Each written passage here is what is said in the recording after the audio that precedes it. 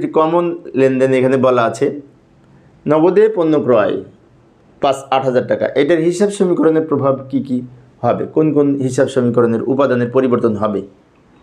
তো লক্ষ্য করি, এই যে আমি এখানে ছকটা অঙ্কন করলাম, নগদে পণ্য ক্রয় 8,000 টাকা, এটার ফলে নগদ টাকা কমে যাবে, নগদ টাকা চলে যাবে, তার মানে নগদ টাকা কমবে, নগদে ক্রয়ের ফলে নগদ থেকে মাইনাস হবে, সম্পদ পাশে নগদ থেকে মাইনাস হবে।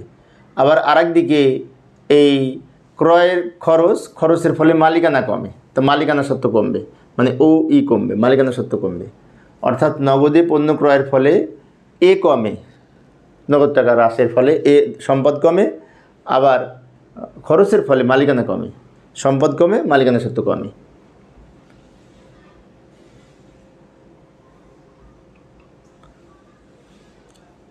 এখানে একটি লেনদেনে বলা আছে চেক মারফত পণ্য ক্রয় 5,000 টাকা।